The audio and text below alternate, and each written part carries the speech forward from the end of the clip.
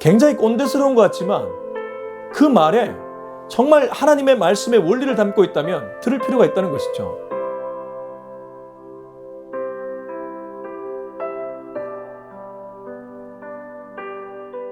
기도하겠습니다.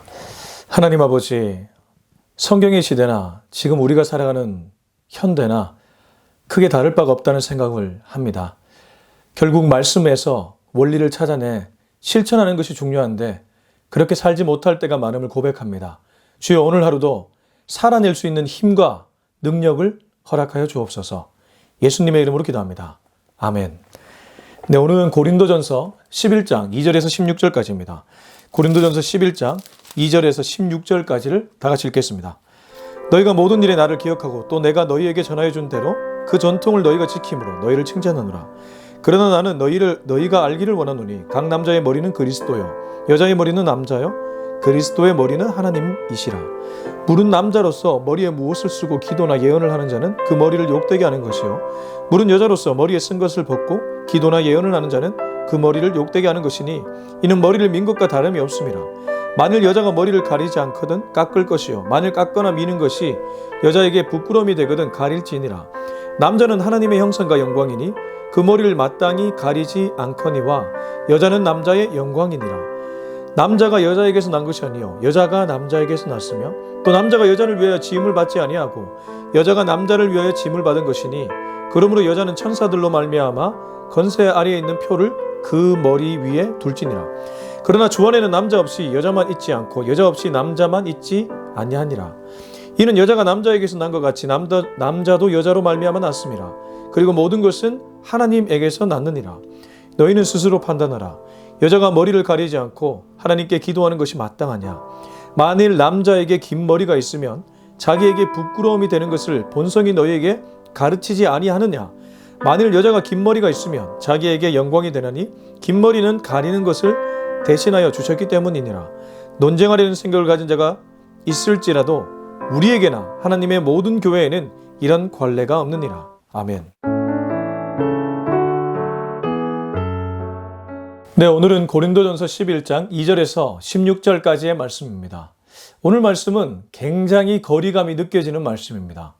지금 바울이 고린도 교회가 처한 문제에 대한 해결책을 제시하고 있는데 사실 지금 고린도 교회가 당면한 이 문제는 우리와는 완전히 다른 얘기이기 때문입니다. 그래서 이런 본문을 읽을 때는 원리를 추출해야 됩니다. 성경은 언제나 그 밑으로 깊이 들어가면 들어갈수록 그때나 지금이나 동일하게 적용될 수 있는 원리가 있습니다. 이런 말씀을 읽을 때는 그렇게 읽어내야 된다는 것이죠. 바울은 지금 고린도 교회 예배 문제를 언급하고 있습니다. 당시 공예배에 여자들이 두건을 쓰지 않고 머리를 가리지 않고 예배를 드리는 경우가 허다했기 때문입니다. 남자들의 경우에는 보통 머리를 짧게 했는데 머리를 길게 늘어뜨리는 경우도 있었기 때문입니다. 왜 성경에 순리로 쓸 것을 영리로 쓰고 이런 표현 나오지 않습니까? 하나님이 만드신 질서가 아니라 인간이 자기 좋을 대로 지금 나아가고 있기 때문입니다. 예배에서 그러했다는 것은 이 고린도 지역이란 도시와 고린도 교회가 얼마나 부패 온상이 되어가는지 잘 보여주는 장면이기도 합니다. 자, 이것을 그대로 적용하기는 어렵죠. 그러나 그 원리를 찾아보면 분명히 우리 삶에 적용할 것이 있습니다. 우리도 주님 앞에 예배를 드립니다. 여러분은 예배 드릴 때 어떠한 마음가짐으로 드리고 있습니까? 사람마다 그 예배를 대하는 태도가 다릅니다. 물론 가장 베스트는 주님께서 말씀하신 영과 진리 안에 드리지는 예배, 그리고 상한 심령의 제사일 겁니다. 상한 심령은 울며 회개하는 마음으로 주님 앞에 나아가는 것이죠. 주님의 말씀을 듣고 깨닫고 그 말씀대로 살기 위한 그리스도인의 아주 아름다운 결단이라고 볼 수 있습니다. 근데 대부분의 경우는 그냥 마치 주일날 예배 드려야 되니까 가는 것, 그런 경우가 허다합니다. 바울은 이 예배 문제에 대해서 우리에게 꽤나 고민할 거리를 줍니다. 오늘 그 말씀이 무엇인지 보았으면 좋겠습니다. 11장 2절입니다.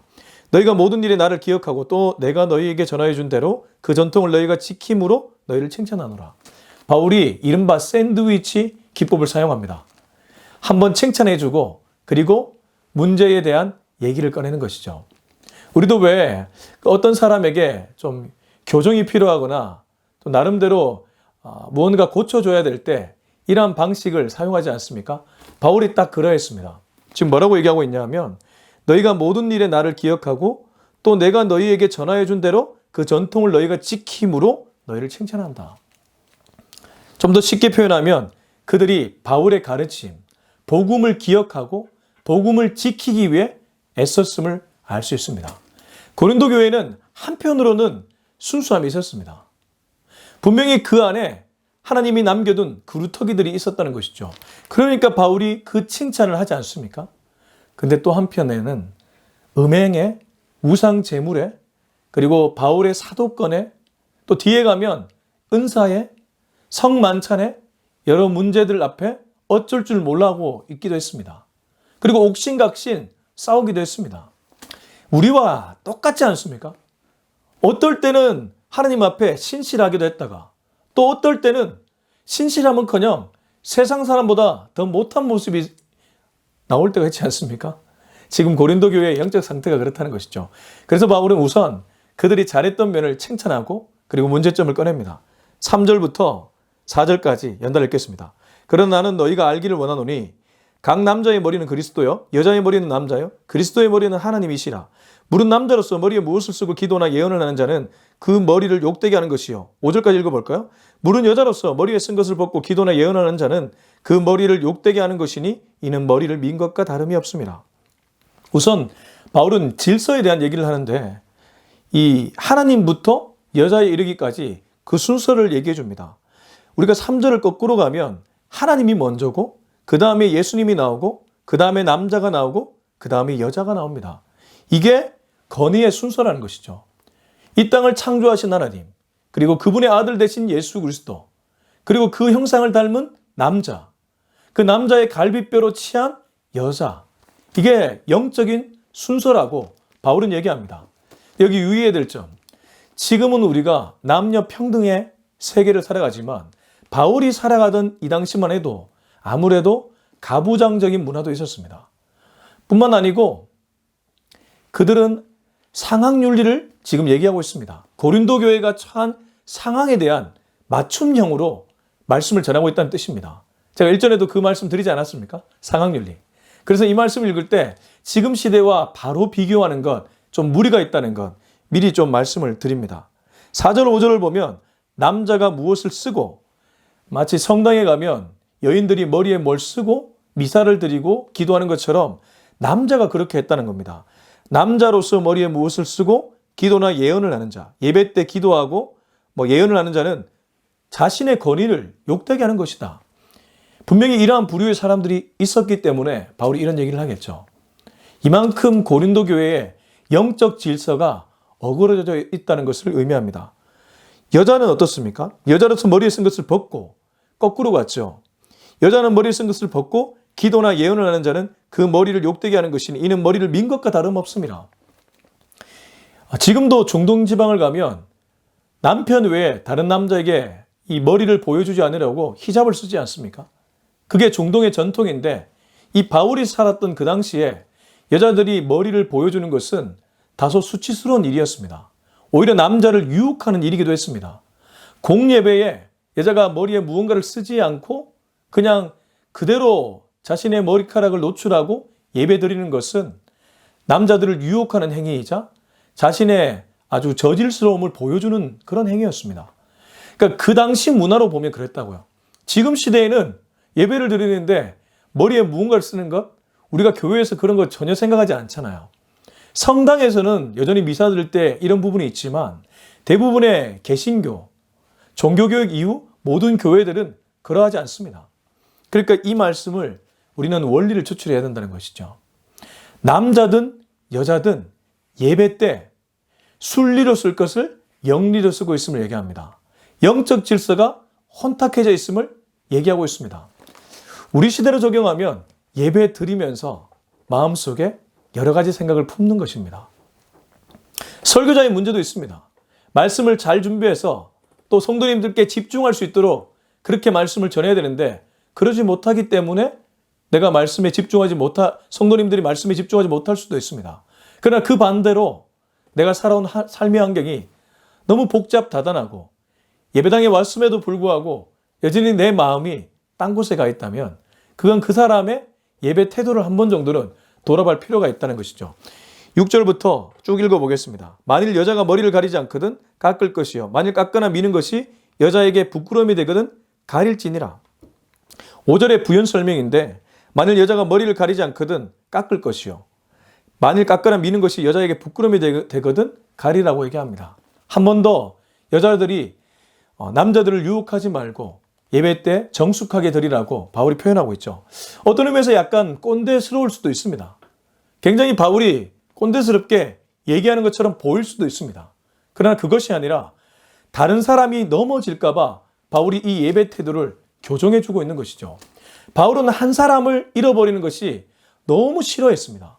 그래서 내가 고기 먹다가 우상의 신전에 드려진 고기를 먹다가 누가 넘어지는 모습이 보인다면 내가 영원토록 고기를 먹지 않겠다고 결단했던 사람이 바울입니다. 그런 바울의 눈에 예배 드릴 때 제 멋대로 드리는 그 모습을 보며 시험 드는 사람들이 생기고 그 시험 드는 사람들이 하나님을 떠나는 모습을 보니까 참지 못하는 것이죠. 그래서 영적 질서를 잡아주고 있는 것입니다. 여러분, 때로 우리에게는 이런 거 필요합니다. 굉장히 꼰대스러운 것 같지만 그 말에 정말 하나님의 말씀의 원리를 담고 있다면 들을 필요가 있다는 것이죠. 젊은이들은 자유를 억압하는 것 같아서 싫어합니다. 아니, 나이 드신 분들도 마찬가지일 수 있습니다. 자꾸 하라 하지 마라 얼마나 듣기 싫습니까? 남편의 경우 아내들의 잔소리 들으면 굉장히 싫잖아요. 이건 하지 마라, 이건 해라. 마치 엄마가 어렸을 때 얘기했는 것처럼 아내가 그렇게 접근해 올 때 남자들이 경기 반응 일으킬 때 있지 않습니까? 그럼에도 불구하고 그것이 나를 사랑해서 하는 말이라면 우리가 그걸 들음으로써 공동체를 세울 수 있다는 것입니다.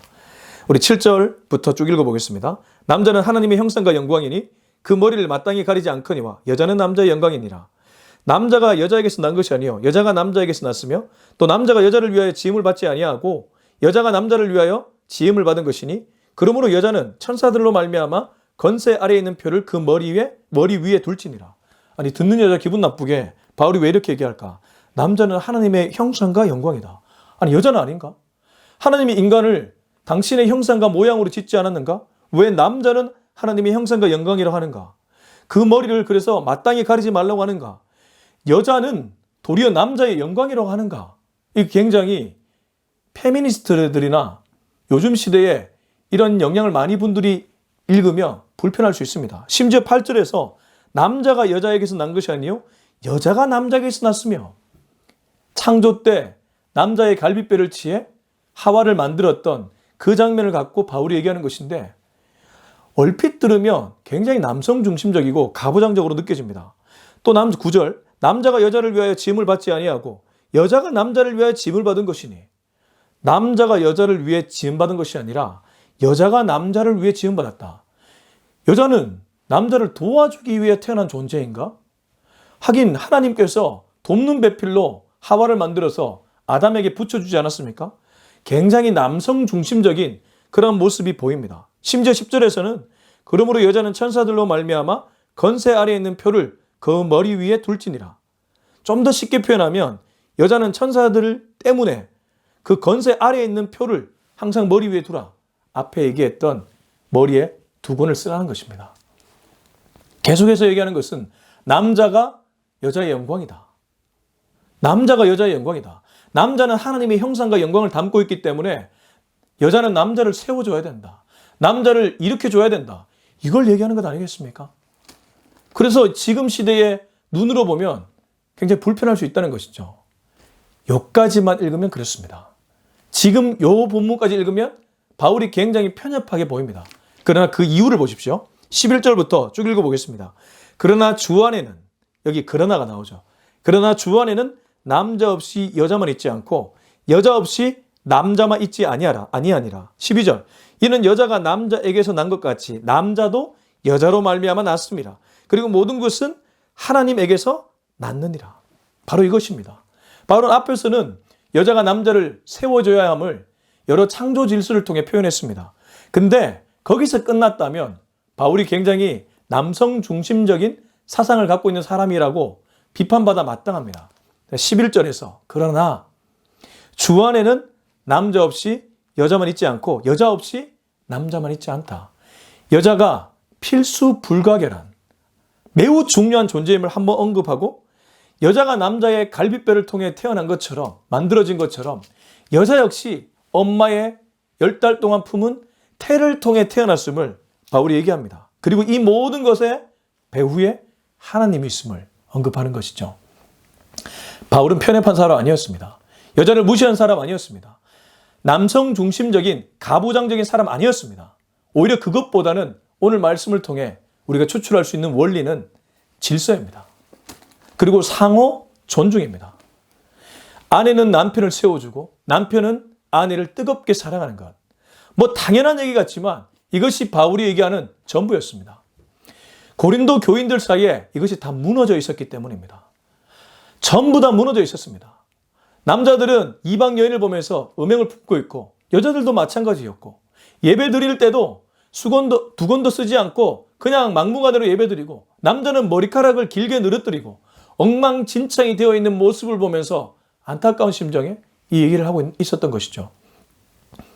바울이 지금의 눈으로 보면 꼰대스러울지 모르지만 영적인 눈으로 보면 질서를 세우고 있습니다.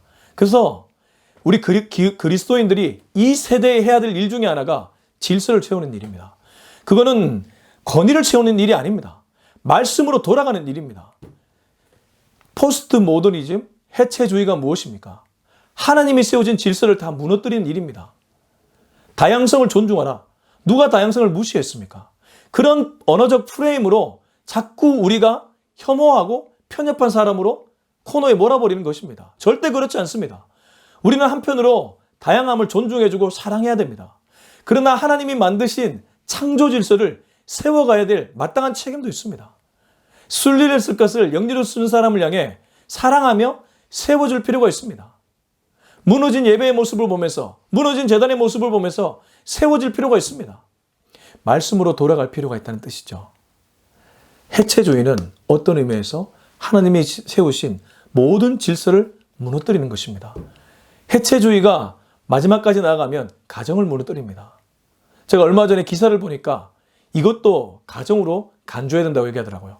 남자와 남자가 서로 살아가면 자기들이 그걸 부부의 연이라고 생각하면 그것도 가정이고 결혼하지 않았지만 남녀가 동거하더라도 그것도 가정으로 봐줘야 된다. 참 안타까운 장면인데 지금 시대가 그렇습니다. 오히려 제가 이런 얘기를 하면 뭔가 시대에 뒤떨어진 것 같고 꼰대스럽다고 말할지도 모릅니다. 저는 그런 소리를 들을지언정 기독교인은 바른 가치를, 성경이 말하는 가치를 붙들고 전해야 될 줄로 믿습니다. 때로는 외로운 길을 우리가 선택해야 됩니다. 사람들이 그렇게 말할지라도 우리는 우리의 가치를 믿고 따라가야 된다는 것이죠. 그리고 그들을 돌이키기 위해 전략적으로 가야 됩니다. 뱀처럼 지혜롭고 비둘기처럼 순결해야 된다는 것이죠. 말씀에는 순결하고 그들을 일으키기 위해서, 그들을 세워주기 위해서, 문화를 변혁시키기 위해서 지혜로울 필요가 있다는 겁니다. 그러기 위해서는 그들을 알아야 됩니다. 그들의 필요를 알아야 됩니다. 그들의 아픔에 공감해야 됩니다. 지금 이 세대가 무엇 때문에 힘들어하는지를 봐야 됩니다. 그걸 보고 거기서부터 세워나가야 된다는 것이죠. 우리의 옳음을 증명하기 이전에 그들의 다친 마음, 상처난 마음을 싸매어주고 그 일을 해야 된다는 것이죠. 13절부터 16절까지 쭉 읽어보겠습니다. 너희는 스스로 판단하라. 여자가 머리를 가리지 않고 하나님께 기도하는 것이 마땅하냐? 만일 남자에게 긴 머리가 있으면 자기에게 부끄러움이 되는 것을 본성이 너희에게 가르치지 아니하느냐? 만일 여자가 긴 머리가 있으면 자기에게 영광이 되느니 긴 머리는 가리는 것을 대신하여 주셨기 때문이니라. 논쟁하려는 생각을 가진 자가 있을지라도 우리에게나 하나님의 모든 교회에는 이런 관례가 없느니라. 스스로 분별하라고 얘기합니다. 대부분 판단하라는 것은 선악을 판단하라는 것이 아니라 이 문맥을 보면 분별하는 것이죠. 네가 스스로 지금 예배 행태를 보면서 분별하라고 얘기합니다. 이것이 옳으냐? 여자가 머리를 가리지 않고 하나님께 기도하고 예배 드리는 것이 옳으냐? 남자가 긴 머리가 있으면 자기에게 부끄러움이 되는 것을 그 마음속에 있는 양심, 본성이 말해주지 않느냐? 여자가 긴 머리가 있으면 자기에게 영광이 되는데 긴 머리는 가리는 것을 대신해 줬기 때문입니다. 논쟁하려는 생각을 가진 자가 그때도 있었던 것 같습니다. 아마 그 당시에도 바울이 이렇게 말하면 또 저 얘기한다, 이렇게 생각하는 무리들이 있었다는 것이죠. 왜 이렇게 우리 자유를 억압하는가? 아니 자유로운 거 아니야? 인권이 얼마 좋은데, 이런 얘기를 하면서 바울을 향해 비난하는 무리들이 있었다는 것이죠. 그때 바울이 했던 말은 우리에게나 하나님의 모든 교회에 이런 갈래가 없다. 좀 더 영적으로 표현하면 말씀에는 이러한 갈래가 없다는 것이죠. 하나님은 혼돈하고 공허한 이 세상을 코스모스로 창조하셨습니다. 혼돈과 공허가 카오스의 상태였다면 하나님이 빛을 만드시고 나를 만드시고 해와 달을 만드시고 바다를 만드시고 땅을 만드시고 짐승과 모든 각종 기는 것들을 만드신 것은 질서를 만드신 것입니다. 없는 것에 공허하고 혼돈한 아주 제멋대로 살아가는 그러한 상태에서 질서를 만드신 것입니다. 그 질서를 함부로 파괴하는 그런 일을 자행하지 않아야 될 것입니다. 사단마귀는 우는 사자와 같이 두루다니면서 우리를 유혹하고 우리를 삼키려 합니다. 이 시대의 문화라는 코드를 통해 삼키려고도 하고, 사람들의 입술을 통해 삼키려고도 하고, 이 세상의 풍조를 통해 삼키려고도 합니다. 그래서 우리가 돌아가야 될 길은 하나입니다. 말씀입니다. 똑같은 결론 같지만 이 말씀 속에서 우리가 뭘 쫓아야 될지를 발견해야 될 것입니다. 그리고 그것을 발견하고 붙들고 살아가면 하나님이 도와주십니다. 하나님이 함께해 주십니다. 하나님이 문화를 변혁할 수 있는 힘과 능력을 주실 줄로 믿습니다. 이 믿음 갖고 우리에게 닥쳐진 모든 어려움과 문제를 극복해 나갈 수 있는 저와 여러분이 될 수 있길 예수님의 이름으로 축원합니다. 기도하겠습니다. 이 시간 기도할 때 우리 하나님께 우리 자신을 놓고 또 이 세대를 놓고 같이 한번 기도했으면 좋겠습니다. 주님, 세상의 풍조에 물들지 않도록 도와주시옵소서. 바울이 고린도 교회 사람들의 예배드리는 모습을 보면서 안타까워했던 것처럼 우리 자신도 하나님 앞에 그런 예배 드리지 않도록 도와주시고, 혹여 순리를 쓸 것을 영리를 쓰고 있는 이 세대가 있다면, 사람들이 있다면 그들을 먼저 사랑해서 그들을 질서로 이끌어낼 수 있도록 우리를 사용하여 주시옵소서. 우리 이 기도 제목 가지고 주님 이름 한번 외치고 기도 들어가겠습니다. 주여! 하나님 아버지, 이 시간에 주님 앞에 나아갑니다. 하나님, 이 세상을 보면 안타까울 때가 있습니다. 아니, 내 자신을 보면 안타까울 때가 있습니다. 나도 세상의 풍조에 휩쓸릴 때가 많습니다. 하나님, 뭔가 구태의연하고 뭔가 뒤떨어진 것 같은 느낌을 받을 때가 있습니다. 성령 충만하지 않기 때문입니다. 주여, 말씀에 다시 한번 돌아갈 수 있기를 원하고 말씀 충만할 수 있기를 원합니다. 주님이 기뻐하는 것이 무엇일지를 늘 묵상하는 우리가 되게 하여 주시옵소서. 주님이 기뻐하는 일에 내 인생을 던질 수 있기를 원합니다. 주여, 가감하게 던질 수 있기를 원합니다. 주님이 기뻐하는 일에 나의 지갑을 열고 내 마음을 열고 나의 기도 제목을 우선순위에 놓을 수 있기를 원합니다. 그래서 하나님 기뻐하는 일을 많이 해서 이 세상에 다시 한번 영적으로 바로잡을 수 있도록, 이 세상을 바로잡고 질서를 세우고 나가는 우리가 될 수 있도록 우리를 사용하여 주시옵소서. 이제는 우리 주 예수 그리스도의 은혜와 하나님의 사랑과 성령의 위로하심이 오늘 이 메시지를 듣고 무너져가는 이 세상을, 혼돈한 이 세상을 바로잡기로 다짐하는 우리 모두의 머리 위에 지금부터 영원토록 함께하기를 간절히 축원하옵나이다. 아멘.